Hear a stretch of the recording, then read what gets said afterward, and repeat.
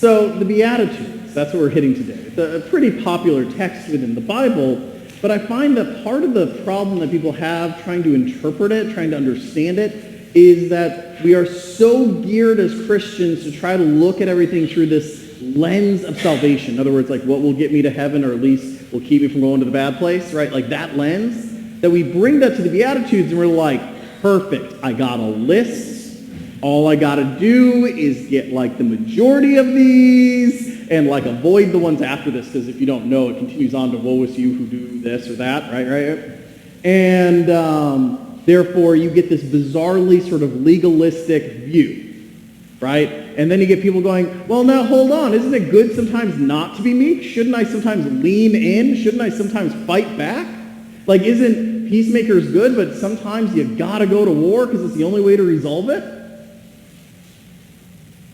All that falls aside if you just switch the perspective that you're looking at. The way to resolve it is to stop looking at it as an issue of salvation or damnation. The way to resolve it is to look at it the way I think Jesus meant it. He meant it as a reminder of humanity and humanity's failure to see sometimes the most important. See, in that society, the Roman Jewish world, you had religious leaders who were seen as superhuman people.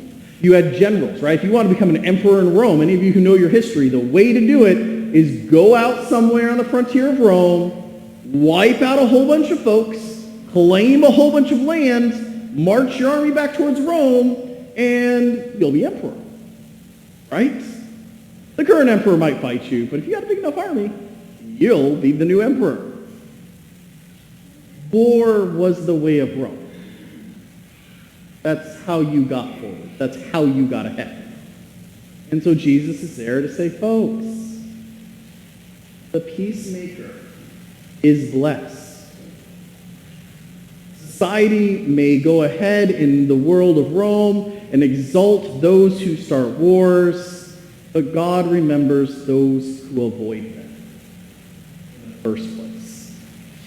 The world that Rome built was about strength and power and the use of that over others. God reminds, but the meek, the mild, what makes the world operate. I think he was talking to a particular place in a particular time about the people that world forgot that they need. Now, I think some of those still float to our time, right? If you don't believe me, ask yourself this. You can even do it on your bulletin if you have a physical one and a pen. How many generals or secretaries of defense can you name? Okay? Then on another sheet of paper, how many secretaries of state or foreign service officers can you name? Yeah, that's a hard one. There hasn't been a Secretary of State of the President of the United States in 150 years. Let me tell you, there's been many generals in that period of time. See, here's the thing. We should honor our soldiers and honor those who sacrifice, okay? Those generals are not bad, they're not worthless, but it's easy to see. It's easy to look at a Patton or an Eisenhower and go, wow, look at the war they ended. It is much harder, though, to look at a peacemaker and go, wow, look at the war that helped never start. We can talk about the generals and how many people they saved by the wars they fought. It is much harder to talk about the foreign service officer and how many lives they saved by never starting the war. I think if Jesus came down, some of that list would still be the same today. Some of that list would be different. Think about it. I don't care how great of superintendent or principal you are. If you have no teachers, your school is not going to work. Heck, if you have no custodians at this school, your school is not going to work. I don't care how great of a politician or leader you are. Your sanitation department goes on a break. Your city comes down in about a week and a half. If you don't know what I'm talking about, talk to Ed Koch, former mayor of good old New York City. Some of you are probably old enough to remember him. Great mayor, till the sanitation department decided they had had enough of him. He was gone, and they're still there. Okay? It is so easy in our world to look at the big, shiny person up front and glorify all that is accomplished by that guy. Right? That's why Elon Musk, Mark Zuckerberg, Steve Jobs are like household names, but any of them only accomplished whatever they accomplished, if they accomplished anything, because of armies of people behind them. Armies of folks we don't talk about. From the custodian to the programmer, keep businesses, governments, and society running. The church is not beyond this problem. I have worked for 4 bishops, and I can tell you I know 3 of them fairly well. And all 3 bishops happen to be men, happen to be baby boomers, happen to be white, happen to be sort of everything that the church thinks it wants in a bishop, unfortunately. And one of the things that they would always say that always rubbed me the wrong way was you'd be getting ready for some sort of big synodical event, and everyone's running around and doing this and doing that, and the bishop walks out like with a latte, looks at everyone, goes, "Y'all seem stressed. Don't stress. These things, these big things, they always work out in the end. It'll be fine." And I look at everyone there who's like, "I'm going to murder him if he says that one more time." You know why? Because the only reason everything works out in the end is the army of people behind the bishop making those things work.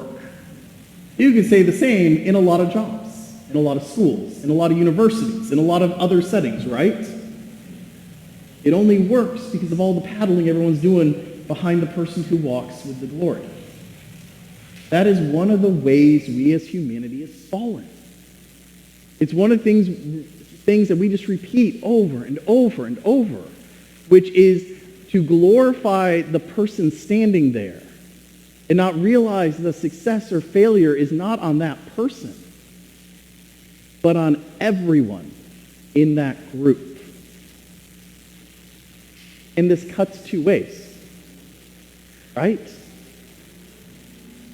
You overinflate power and importance of the CEO or the general or the politician. You undervalue the importance of the teacher, the nurse, the custodian, AV booth. See, it is those people that stand between success and failure. Because it is those people that day in and day out are paddling. Leadership is important, and good leaders do add something to the mix. But as Donald Rumsfeld once said, you go to war with the army you have, not the army you want. And that's what's going to really determine everything, right? I say this because I think the grand point of the Beatitudes is saying 2 things depending on what part of our life we're living into. See, all of us are sometimes that leader, and all of us are sometimes the person paddling.